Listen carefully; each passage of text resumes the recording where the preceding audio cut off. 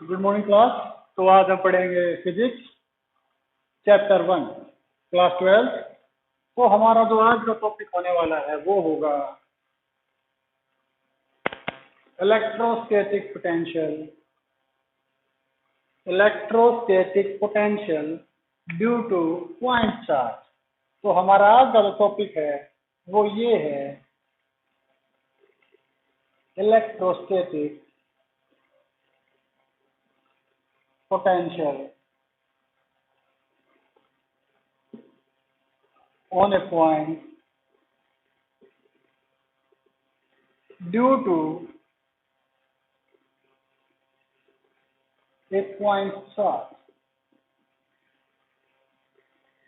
तो हमारा जो आज का टॉपिक है जिसे हम डिस्कस करेंगे वो है electrostatic potential on a point due to a point charge.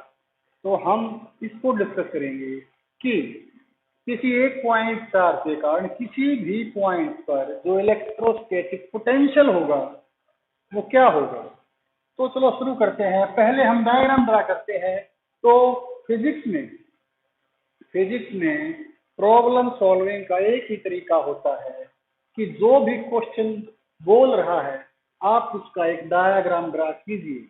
अगर आप उसका डायग्राम ठीक ठीक ड्रा करेंगे तो आपका जो क्वेश्चन है वो आराम से सॉल्व हो जाएगा, जो प्रॉब्लम है। तो फिजिक्स में तो प्रॉब्लम सॉल्विंग टेक्निक यही है कि पहले जो प्रॉब्लम दी गई है उसका एक डिटेल्ड डायग्राम ड्रा कीजिए। तो हम पहले इसका डिटेल्ड डायग्राम ही ड्रा करते हैं। तो ये क्या कहता है, due to a point charge. तो पहले हमें एक पॉइंट चार्ज चाहिए, वो यहाँ पर है और इसको हम मान लेते हैं प्लस के। वो इस पॉइंट को मान लेते हैं ओ। क्या कितना मान लेते हैं ओ। तो मान लीजिए कि हमें किसी पॉइंट को p दूरी तक लेकर आना है। हमने पढ़ा है इलेक्ट्रोस्टैटिक पोटेंशियल क्या होता है। इलेक्ट्रोस्टैटिक पोटेंशियल में भी defined as the work done in moving a test charge from infinity to that point is called electrostatic potential. तो इसमें भी हम वही करेंगे कि कोई चार्ज इनफाइनाइट दूरी पर है, कोई टेस्ट चार्ज इनफाइनाइट दूरी पर है और हम उसको यहां तक लेकर आएंगे। हम उसको P तक लेकर आएंगे और जो P की दूरी है वो है R। वो क्या है R। और मान लीजिए हम इस चार्ज को A पॉइंट तक लेकर आ गए हैं। मान लीजिए हम उस टेस्ट चार्ज को हम इन्फिनिटी से A पॉइंट के पास लेकर आ गए हैं, क्योंकि इन्फिनिटी से जो कार्य किया गया है हम उसको कैलकुलेट नहीं कर सकते। We can't calculate the work from infinity. तो हमारा जो तरीका होता है वो ये होता है कि हम चार्ज को थोड़ी दूरी तक मूव करते हैं, फिर उसके बाद जो फोर्स जो वर्क किया गया है हम उस वर्क को कैलकुलेट कर लेते हैं और फिर उसको कंप्लीट लेंथ या कंप्लीट डिस्टेंस पर इंटीग्रेट कर देते हैं। तो हमें नहीं पता इन्फिनिटी कहाँ होती है, लेकिन मान लीजिए टेस्ट चार्ज कहाँ पर है, ए पर है और हम उसको और ए से ओ की दूरी x है। कितनी है x। तो मान लीजिए मैं चार्ज को, क्योंकि सारा वर्क एक साथ कैलकुलेट करना संभव नहीं है, क्योंकि हम सारे कार्य को एक साथ कैलकुलेट नहीं कर सकते, तो हम क्या करेंगे, हम मान लेते हैं कि चार्ज यहाँ पर है ए पॉइंट पर और हम उसको यहां तक बी पॉइंट तक हम उसको बी पॉइंट तक मूव करते हैं और ये दूरी जो है हम इसको मान लेंगे dx। कितना मान लेंगे dx।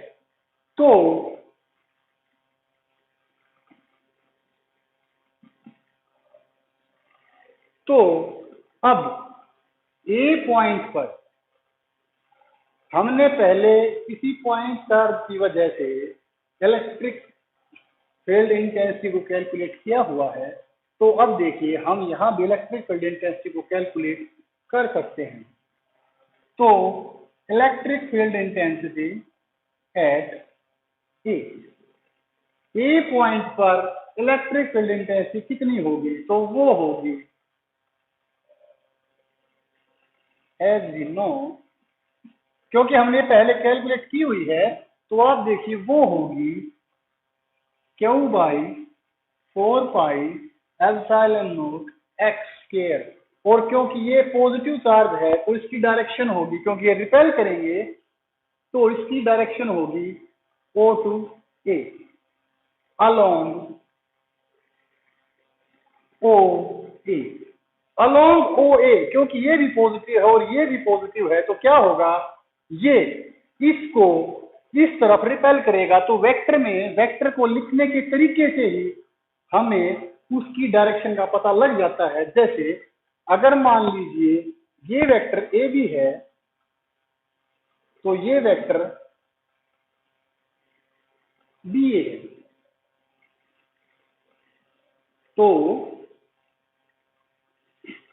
डायरेक्शन को देने के लिए हम फोर्स की डायरेक्शन को देखते हैं, क्योंकि ये भी पॉजिटिव है, यहाँ पर पॉजिटिव चार्ज होता है और यहाँ पर भी पॉजिटिव चार्ज है, तो रिपल्शन होगा और ये इस तरफ रिपेल होगा। Then the direction of electric field intensity will be along O A. तो ये तो थे उस पॉइंट पर electric field intensity due to a point charge plus Q. तो अब इलेक्ट्रिक पोटेंशियल, इलेक्ट्रोस्टैटिक पोटेंशियल क्या होता है? एज वी नो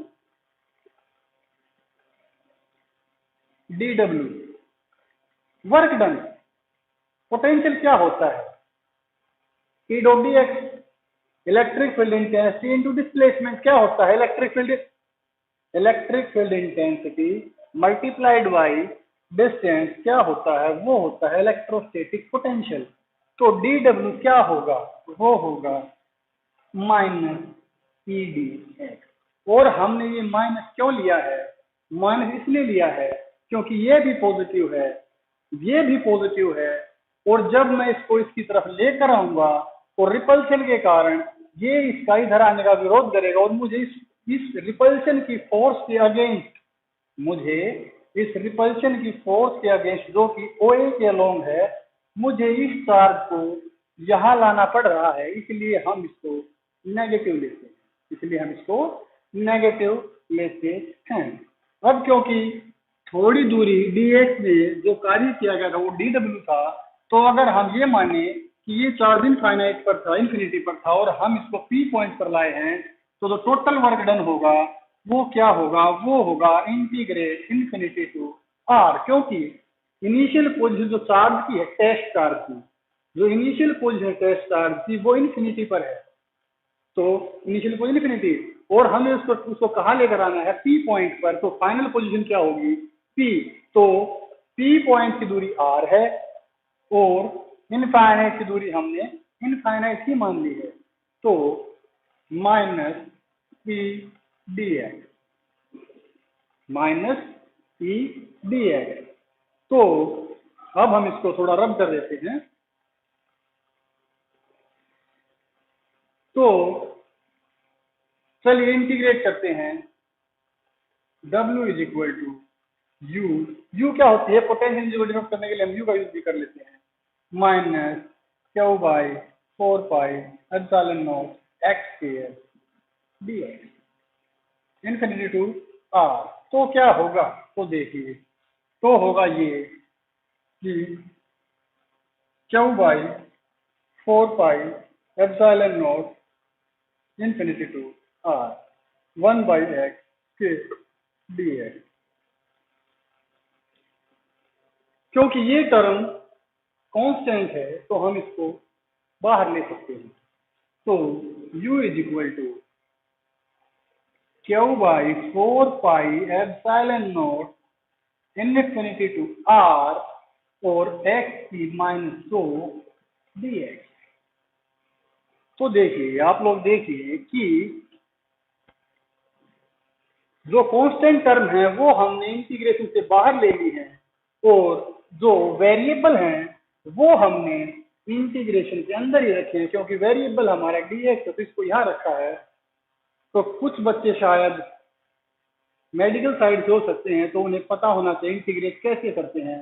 तो इंटीग्रेशन का फॉर्मूला है x की पावर n dx। तो इसको अगर इंटीग्रेट करना हो तो इसका सिंपल मीनिंग ये है कि dx सिर्फ ये बताएगा कि इंटीग्रेशन किसका करना है। dx की यही वैल्यू है कि ये बताएगा कि वेरिएबल कौन है, और इंटीग्रेशन कैसे करते हैं कि x की पावर n प्लस 1, इस पावर को एक इंक्रीज कीजिए और बढ़ी हुई पावर को ही नीचे लिखिए, और ये हो गया इसका इंटीग्रेशन। ये हो गया इसका इंटीग्रेशन। तो अब हम इसको इंटीग्रेट करते हैं तो देखिए क्या होगा, Q by 4 pi epsilon not integrate. अब आप देखिए ये पावर -2 है, x की पावर -2। तो अगर मैं इसमें एक ऐड करूं और इसी को नीचे लिखूं तो क्या बनेगा, तो बनेगा x की -1 बाई -1, यही बनेगा। तो ये बनेगा -x की -1 और इंटीग्रेशन इक्वल टू, और क्योंकि हमारे पास पहले से ही एक नेगेटिव साइन चला हुआ है तो ये इसको कैंसल आउट कर देगा यहां से। आप देखिए, तो अब देखिए ये क्या बनेगा, हम इसको थोड़ा रब कर लेते हैं।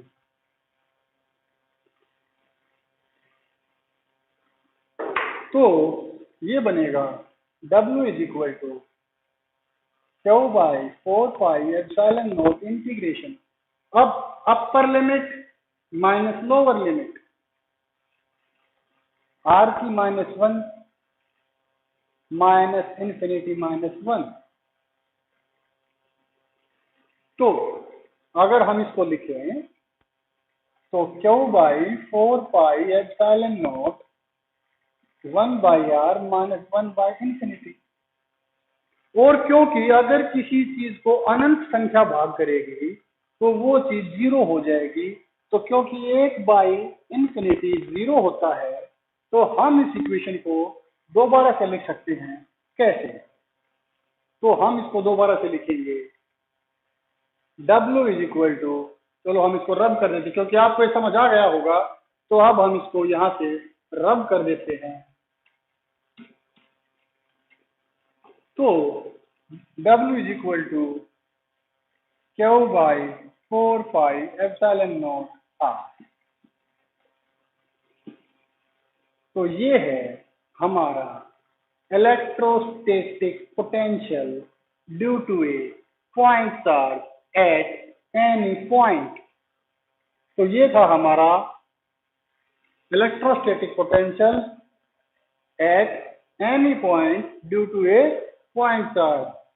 तो भाइयों यो था electric field intensity, electrostatic potential. ये भाइयों इलेक्ट्रोस्टैटिक पोटेंशियल है। क्योंकि भैया मैं हरियाणा से हूँ, भैया तो हम सर बोलते नहीं, हम भाई बोलते हैं, तो हमारी लैंग्वेज में थोड़ा हरियाणा का कुछ होता ही है। तो भाई ये है इलेक्ट्रोस्टैटिक पोटेंशियल, एक पॉइंट चार्ज के कारण किसी पॉइंट P पर। और इसको हम कैसे देखते हैं, इसको हम देखते हैं कि कोई चार्ज क्यों वहां पर है और जो टेस्ट चार्ज है हमारा, ये जो हमारा टेस्ट चार्ज है इन्फिनिटी पर है, और हम इसको यहाँ से इसको पकड़ के यहाँ तक मूव कर रहे हैं, P पॉइंट पर लाएंगे। तो जो काम करेंगे इसी चार्ज को जब हम इन्फिनिटी से इस पॉइंट पर लाएंगे तो हमें जो कार्य करेंगे वो काम ही इलेक्ट्रिक पोटेंशियल एनर्जी के रूप में स्टोर होगा। तो आपके लिए इसके अलावा एक चीज और भी है, आज का हमारा जो लास्ट टॉपिक होगा वो होगा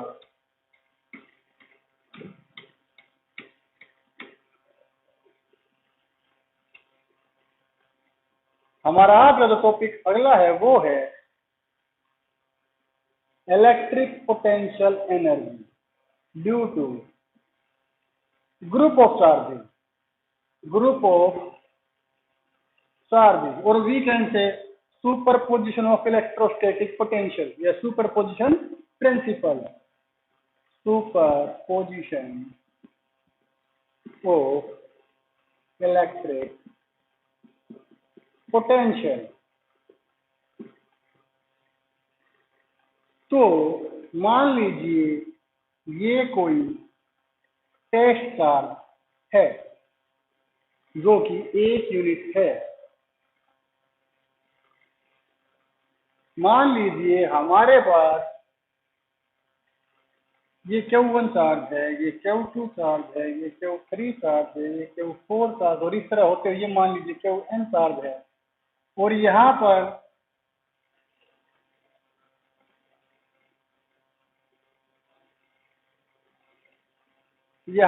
1 यूनिट पॉजिटिव चार्ज है O पॉइंट पर।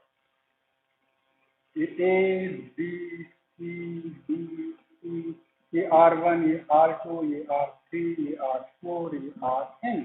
तो ये मानिए कि कोई टेस्ट चार्ज यहाँ रखा हुआ है और इसके चारों ओर एक ग्रुप ऑफ चार्जेज है, तो क्या होगा? तो होना ये है कि जो टोटल पोटेंशियल होगा, हम इलेक्ट्रोस्टैटिक पोटेंशियल को V से डिनोट करते हैं। हम इलेक्ट्रोस्टैटिक पोटेंशियल एनर्जी को V से डिनोट करते हैं। तो V1 कितना होगा? वो होगा Q1 by 4 pi epsilon naught R1। V2 कितना होगा? वो होगा Q2 by 4 pi epsilon naught R2। और इसी तरह से Vn कितना होगा? वो होगा Q1 by 4 pi epsilon naught Rn। तो इसी से चलेगा। तो जो टोटल फोर्स होगी वो कैसे कैलकुलेट होगी? तो ये कहता है कि किसी टेस्ट चार्ज पर, किसी पॉइंट पर जो टोटल पोटेंशियल होगा किसी ग्रुप ऑफ चार्ज के कारण, वो होगा simply algebraic sum of all those potential. तो जो टोटल पोटेंशियल होगा V total is equal to V1 plus V2 plus V3 and so on and Vn। तो ये था electrostatic potential due to a group of charges. तो ये था हमारा आज का टॉपिक। उम्मीद आपको आ गया होगा। और भाई समझ में ना आया हो तो भाई कमेंट कर दो, समझा देंगे। तो what is electrostatic potential energy due to a group of charges? Then we can simply say the total potential at a point due to a group of charges can be simply expressed as the sum of all the potential taking independently or individually gives the total potential at that point। तो ये था electric potential at a point due to a group of charges. दूसरी तरफ हमने पहला जो पढ़ा है वो था electric potential energy due to a point charge at a point. तो भाई ये सारा पढ़ लिया, बाकी कल बताइए।